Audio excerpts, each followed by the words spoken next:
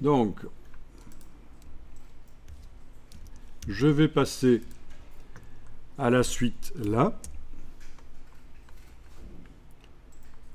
Donc, durant cet exercice, vous apprendrez à dessiner en symétrie dynamique. Dynamique, c'est-à-dire que lorsqu'on dessine un côté de la symétrie, alors on voit immédiatement l'autre partie apparaître. Vous seriez étonné, ça existe depuis une douzaine d'années dans Illustrator, et il y a des gens qui dessinent en symétrie toujours comme on le faisait dans les années 90, c'est-à-dire qu'ils dessinent la moitié de l'objet sans voir ce que ça donne une fois que ce sera symétrisé.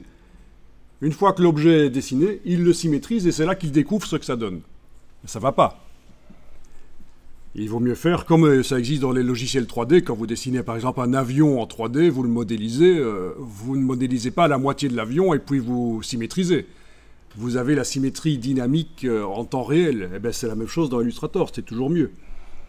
Alors, cette explication utilisera le nouvel outil répété de Illustrator, enfin, nouvel outil de 2022, quoi, en fait, et non pas l'ancienne méthode effet transformation, et encore moins l'encore plus ancien outil miroir qui date de 1987.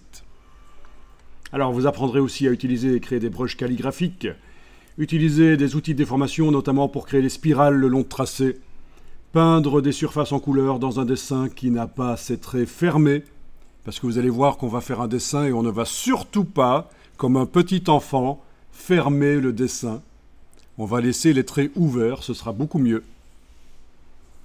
Mais malgré tout, on va pouvoir peindre les surfaces en couleur. Grâce à une technique que Adobe a mise en place suite à la demande des utilisateurs, justement pour arriver à peindre des objets qui sont non fermés. Donc actuellement, vous n'avez là que des objets fermés. Mais bien sûr, si vous prenez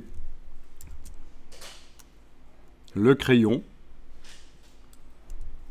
et que vous faites des formes non fermées, ah, elle s'est fermée toute seule, celle-là. Voilà, des formes non fermées de ce genre-là, on peut malgré tout les dessiner, les remplir de couleurs, avec le système de peinture dynamique. Utiliser la fonction décomposer pour rendre possible d'autres opérations sur un dessin quand on a utilisé sur lui une fonctionnalité particulière qui empêche de continuer normalement le travail sur ce dessin. Si vous lisez la phrase à tête reposée après une douche, elle est compréhensible. Apprendre à appliquer des dégradés et des motifs et apprendre à les modifier une fois qu'ils sont appliqués. Donc voilà.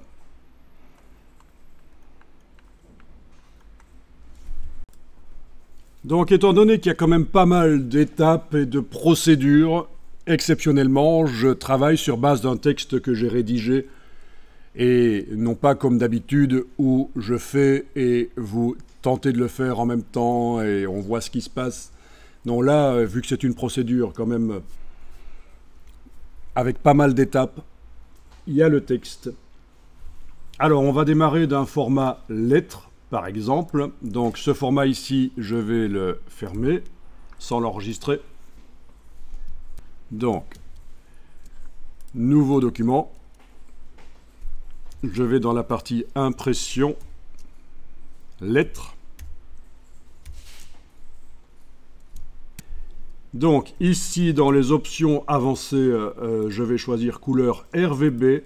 Ça me met un point d'exclamation, on a l'impression qu'il y a un problème, que ça ne va pas, qu'on a fait une gaffe. Pas du tout, ça indique juste que par rapport au modèle de départ, puisque tout ça sont des modèles, par rapport au modèle de départ, vous vous êtes éloigné. Vous vous êtes éloigné de ce qui était prévu, mais ce n'est pas un problème du tout. Alors cette question de savoir s'il faut travailler en RVB ou en CMJN dans Illustrator, c'est vaste et complexe. Moi, je préconise toujours le RVB, mais je peux comprendre que des illustrateurs qui ne travaillent que pour l'impression aient envie éventuellement de travailler en CMJN, mais le problème c'est que, voilà, on peut faire des documents pour l'impression en RVB et c'est mieux en fait. Qui peut le plus, peut le moins. Le RVB, il y a plus de couleurs que le CMJN, et donc transformer un CMJN en RVB et que les couleurs deviennent vives, ça ne va pas marcher. L'inverse, transformer un RVB avec des couleurs vives en un CMJN qui aura des couleurs plus ternes à cause des contraintes de l'impression, ça marche. Alors on va cliquer sur créer. Alors pour ceux qui se demandent quelle résolution il faut mettre, il n'y a pas de résolution dans Illustrator. C'est du vectoriel, ce sont des formes. Ce qu'on voit là, c'est la résolution des effets spéciaux quand on met des ombres notamment.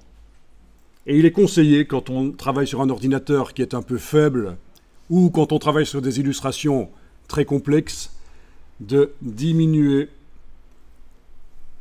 la résolution des effets spéciaux. Et à la fin, quand le travail est fini, on remonte.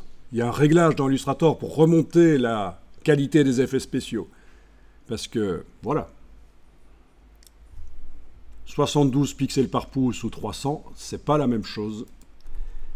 300 pixels par pouce va demander plus à l'ordinateur. Nous, on va faire des choses relativement accessibles à un ordinateur graphique pour graphiste.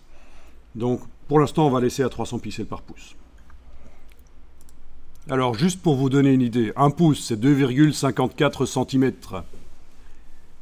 Quand on est à une résolution de 300, ça fait sur le pouce carré,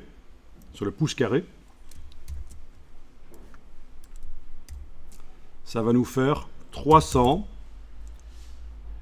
fois 300 égale 90 000. Alors que quand on est à 72 pixels par pouce, ça fait 72 fois 72, 5000. Vous voyez la différence? 90 000 et un peu plus de 5000. Donc c'est 18 fois plus rapide les effets spéciaux à 72 dpi qu'à 300. Contrairement à ce que certains auraient pu croire, que ça va être juste 4 fois plus rapide, parce qu'il y a à peu près 72 dans 300, mais non, c'est pas comme ça que ça marche. Là, c'est du pouce linéaire et on travaille sur des surfaces.